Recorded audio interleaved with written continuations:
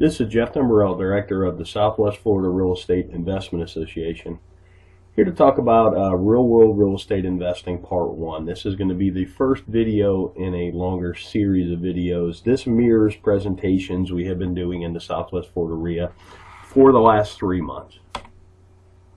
Disclosure, we're sharing our own experiences and knowledge with you. Please do your own due diligence before utilizing anything here. This is not to be construed as investment advice, and you should seek competent counsel before trying this at home.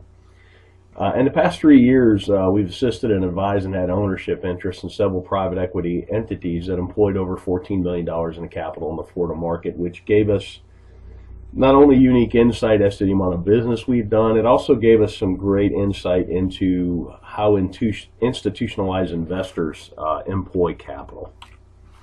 Number one key to being successful is to understand what you're there to do. In my opinion, this is the most important thing. There's so many people running around the world. There's a lot of people wanting to run around and try and do real estate investing. They take courses, they read books, they go to meetings, but they really don't know what they're there to do. They really haven't spent that critical time understanding what you're here to do, what's your mission, what's your goals. I mean, without having any goals, it's hard to achieve any goals, if that makes any sense.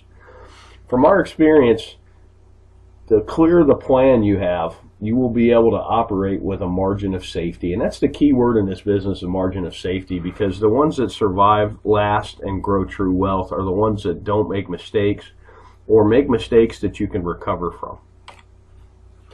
Investing in real estate.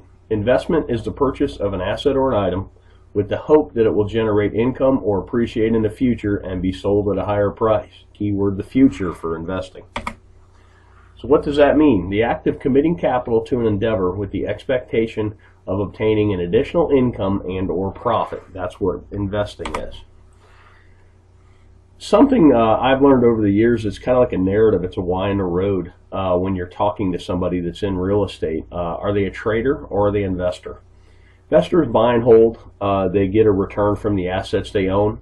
Traders wholesale. Traders fix and flip. Nothing wrong with it. I do it. I've done it in the past. I'm trying to do it again today. I'm doing a marketing campaign as we speak, looking for contracts to wholesale. With that said, it's two different narratives and even two different valuation processes, investor versus trader. You need to recognize the difference between the two. Basic questions for an investor. How much capital are you employing? What's your desired rate of return? When are you going to need this capital back? And then what's your risk tolerance? Those 4 questions are how you determine what you're there to do. Then we'll talk about capital. There's an opportunity cost of capital, and particularly when you're raising capital, which I've been part of some private equity raises, you really need to understand what other opportunities are out there for investors, because generally why would you buy a piece of real estate that pays you 2% a year with all the headaches associated with that when you can, if you could at the same time own a CD at 5 with none of the headaches. Give you a chart on 10-year T-bills, talk about opportunity cost. You can really see the recession, the Lehman Brothers crash really killed yields, but it's killed yields no matter what. I mean, pretty much at the time I'm talking about this, yields for a 10-year T-bill are bouncing between 2.6 and 2.8%. That's a terrible yield, particularly with the amount of money they're printing. And you go back 10 years, and this is why investment real estate has become so popular, because it's one of the few places you can get a yield.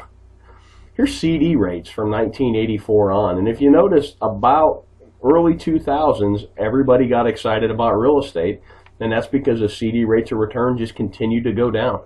So right now, my God, on a 1-year CD, you're getting not even 1%.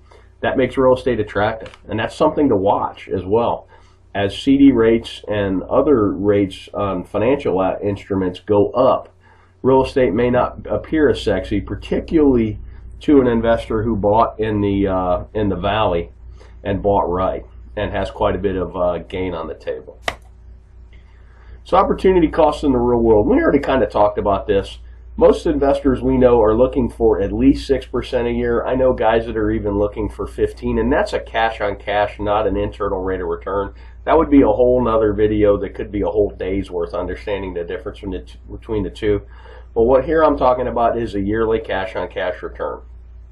And you got to be mindful of unrealistic expectations. I've seen people that have pitched 30% returns, and I've seen investors that are looking for 30% returns. And it's really hard to do. There's a lot of randomness and a lot of happenstance, and you're going to lose a lot more than you're going to win when you're dialing up those kind of deals. Unrealistic returns can lead to bad decision making because you seem to be chasing the golden goose instead of chasing a stable investment that pays you to own it.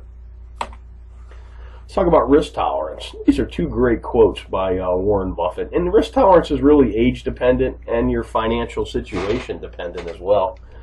But here's a great quote. Look at the market fluctuations as your friend rather than your enemy.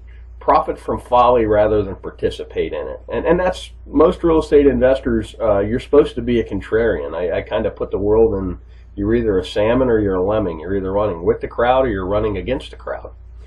And here's another great one. The main danger is that the timid or beginning investor will enter the market at a time of extreme exuberance and then become disillusioned when the paper losses occur.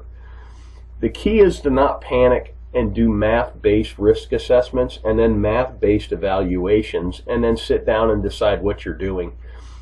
You could have bought a home in Cape Coral, Florida at the height of the market at $320 and paid cash, held it all the way through the crash, and still got a better rate of return than CDs, and it's a terrible investment because your basis is so high. Or if you trade it out, you would literally be losing money. But it's sad but you actually would have outperformed the CD, and that's kind of a interesting thing. We did some case studies of people that had bought at the top and had they held and if they had mortgages, and I think that video is on our YouTube channel as well.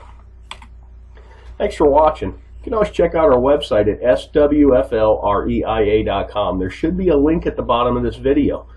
If you're on our website, put yourself on our mailing list. We send out a lot of foreclosure information. We send out our meeting notices, and we also from time to time send out information like this. I hope this information is useful to you, and make it a great day.